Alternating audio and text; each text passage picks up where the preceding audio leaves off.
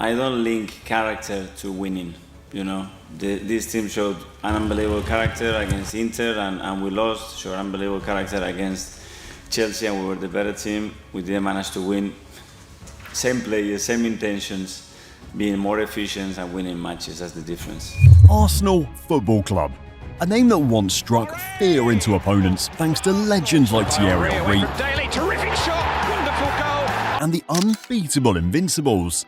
But fast forward to today, and the question on everyone's mind is, are they still that good? Or are they just, overhyped? Some say Arteta's Arsenal is the real deal, while others call them glorified bottle jobs. Well, let's talk about that. From falling short in back-to-back Premier League title races against Manchester City, to crashing out of European competitions at the hands of teams like Bayern Munich and Sporting CP, and with no major European finals to their name in recent years, this isn't the Arsenal we've come to admire.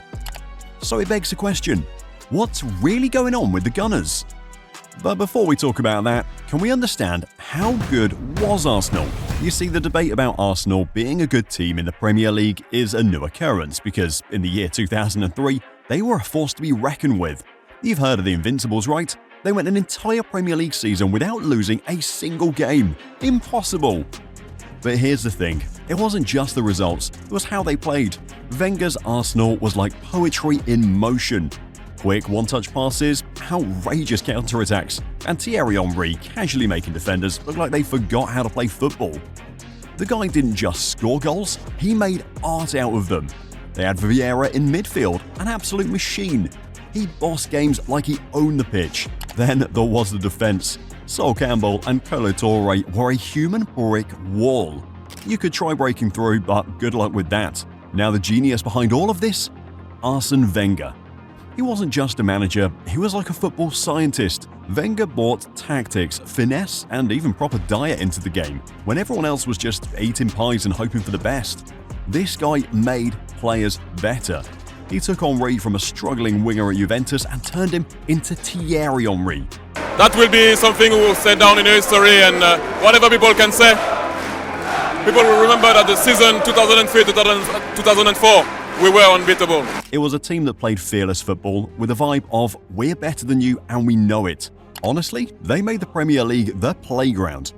But as they say, what goes up must come down. And that's where things started getting shaky for Arsenal. The 2005-06 season saw them reach the Champions League final, but despite leading against Barcelona, they lost 2-1. That was the closest Arsenal ever came to European glory. Then came the move to the Emirates Stadium in 2006, which significantly restricted their spending. Arsenal shifted from signing top talent to focusing on financial sustainability. The result? A string of key player departures. Cesc Fabregas left for Barcelona in 2011, Robin van Persie joined Manchester United in 2012, where he won the Premier League in his first season, and Samir Nasri moved to Manchester City. These players were the core of the team, and their exits left Arsenal struggling to compete at the highest level. Why did that team, it was invincible, why did it not kick on? Why did it not become a dynasty? The stadium. We had to move into the stadium. We had to, I think money wasn't available. In 2 years, we nearly lost the Invincible team. During this period, Arsenal's trophy drought became a major talking point. From 2005 to 2014, they failed to win a single piece of silverware. In the league, they became synonymous with finishing in the top 4 but never really challenging for the title. From 2006 to 2016, they finished 4th 6 times, earning them the nickname the 4th place club. The decline wasn't just about positions, it was about performances in big games. Between 2008 and 2016, Arsenal were eliminated from the Champions League round of 16 7 times in a row. Heavy defeats like the 10-2 aggregate loss to Bayern Munich in 2016-17 further highlighted their struggles on the European stage. By the time Arsene Wenger left in 2018, Arsenal had already dropped out of the top 4 in the Premier League for 2 consecutive seasons. His successor, Unai Emery, managed a 5th place finish in 2018-19 and a Europa League final appearance, but inconsistent performances led to his dismissal in 2019. The club's fall was reflected in numbers. They went from winning league titles and playing in Champions League finals to barely competing for domestic cups and struggling to secure European football. It was a decline that highlighted the challenges of maintaining competitiveness in modern football, while prioritising financial constraints. After Wenger, they turned to Emery, which at that time was a good signing, but in the end, it wasn't good. He arrived with a decent reputation. Remember, this guy won 3 Europa League titles with Sevilla. Arsenal fans were cautiously optimistic. His first season? Oh, it wasn't bad. Arsenal finished 5th in the Premier League, just 1 point off the top 4, and made it to the Europa League final. But then, disaster. That final, a 4-1 humiliation against Chelsea. Ouch. The problem with Emery wasn't just the results, it was the performances. Arsenal started to look confused on the pitch. Emery's tactics weren't clear, his communication was reportedly an issue, players joked about his broken English, and the team started leaking goals like a broken faucet. By November 2019, Arsenal went on a 7-game winless run, their worst since 1992, and Emery was sacked before Arsenal moved on to their next big idea, Mikel Arteta. Arsenal hired him in December 2019 and, well, it was a gamble. Arteta was not a proven manager. He'd been Pep Guardiola's assistant at Manchester City, which is impressive, but let's face it, being Pep's assistant isn't the same as running your team. Under Arteta, Arsenal have adopted a modern, positional style of play. Think Pep Guardiola, but with a little less tiki-taka and a little more urgency. The 4-3-3 system Arteta uses is all about control. Control in possession, control in pressing, and control in transitions. You've got Martin Ødegaard pulling the strings in midfield, Gabriel Martinelli and Bukayo Saka terrorising defenders on the wings, and now a top-tier addition like Declan Rice holding it all together. Stats back up the transformation. In the 2022-23 season, Arsenal scored 88 goals in the Premier League, the highest tally since the Invincibles era. They also spent 248 days at the top of the table, more than any other team, before slipping to Manchester City in the final stretch. It hurts, sure, but finishing second with 84 points? Well, that's progress. And let's not forget about their defence. Arteta rebuilt it from scratch. Gabriel Magalhaes and William Saliba have become one of the most reliable centre-back partnerships in the league. Add David Raya, who might just be the loudest goalkeeper you've ever seen, and you've got a defence that's hard to break down. But here's what makes this Arsenal team so different from, say, Emery's. It's the mentality. Arteta has brought back the hunger. Look at the way these players fight. Whether it's coming back to win 3-2 against Bournemouth in stoppage time or pushing City until the very end of the season, you can see they believe in the project, and that's a big shift from the confusion of the post-Wenger years. And you can't ignore how Arteta's man management plays a part. He's ruthless when he needs to be.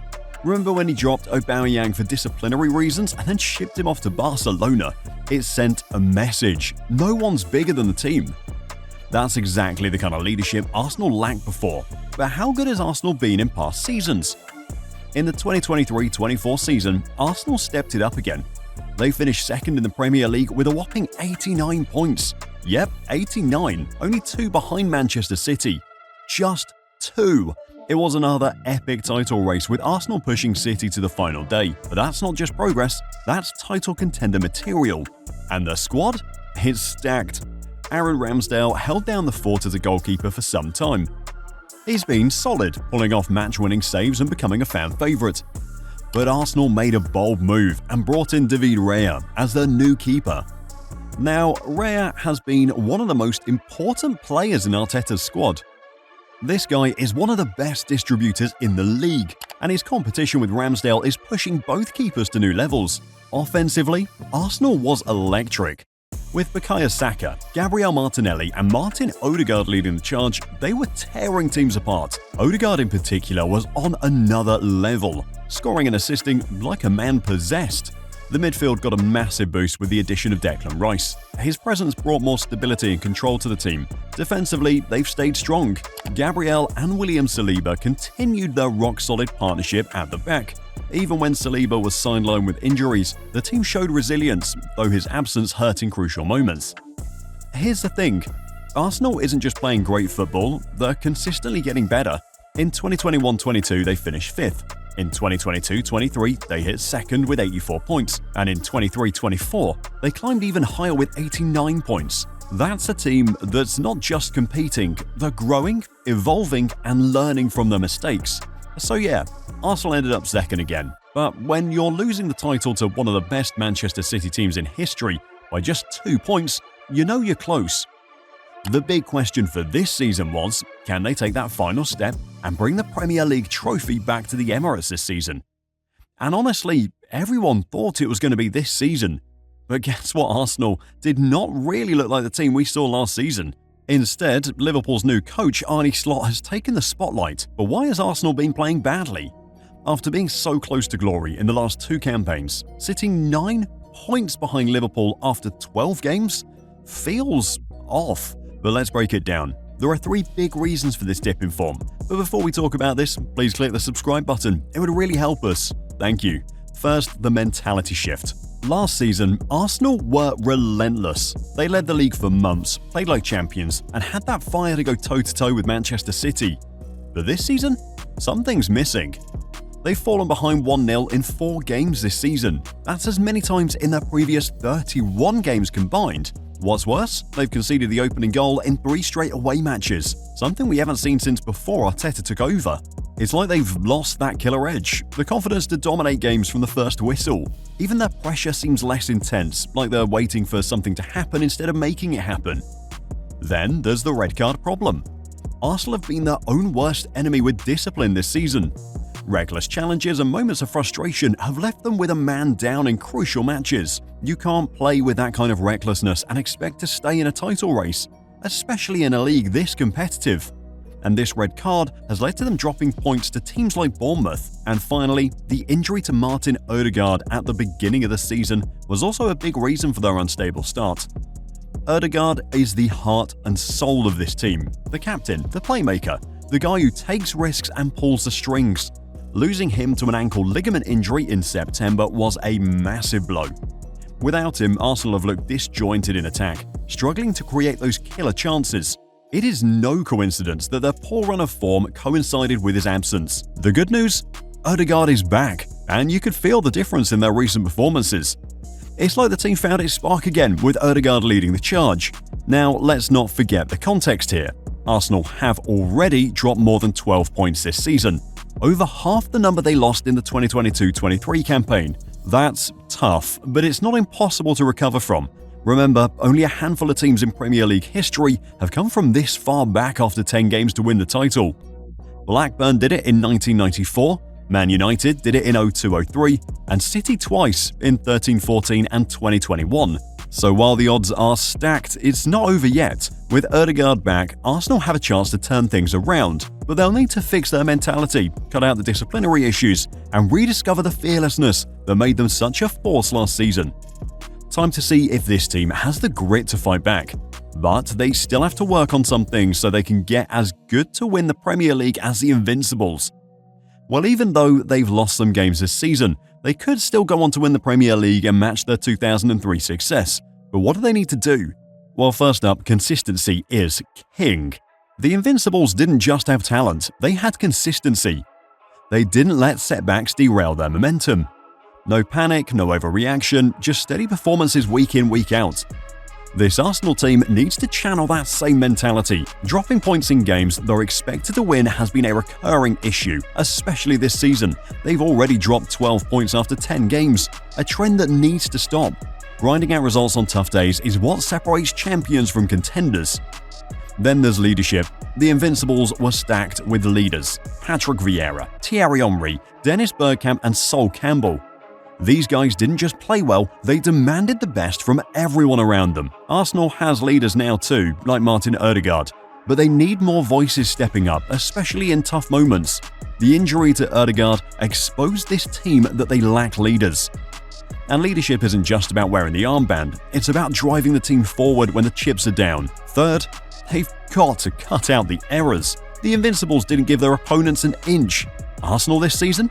They've been their own worst enemies at times. Whether it's defensive lapses or losing focus late in games, the discipline needs to improve, plain and simple.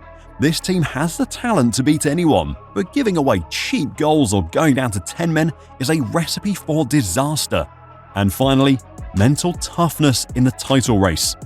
The Invincibles thrived under pressure. They knew how to handle big moments, whether coming back from behind or killing off games when needed. Over the last 2 seasons, this Arsenal team has shown glimpses of that, but it hasn't been enough. The last 2 seasons, they led the league for over 200 days, but couldn't hold off City. The lesson? Titles aren't won in February or March, they're won in May. Arsenal needs to stay mentally sharp all the way to the end. Look, this team is so close. The talent is there, the style of play is exciting, and the squad does have depth. If they can take a page out of the Invincibles book, stay consistent, cut out mistakes, and stay mentally tough, they've got every chance to end that long wait for a Premier League trophy. The question now is, can they rise to the challenge? What do you think? Can they win the Premier League? Well, let me know in the comments, and as soon as you're done, you can watch our latest video on why Liverpool is so good.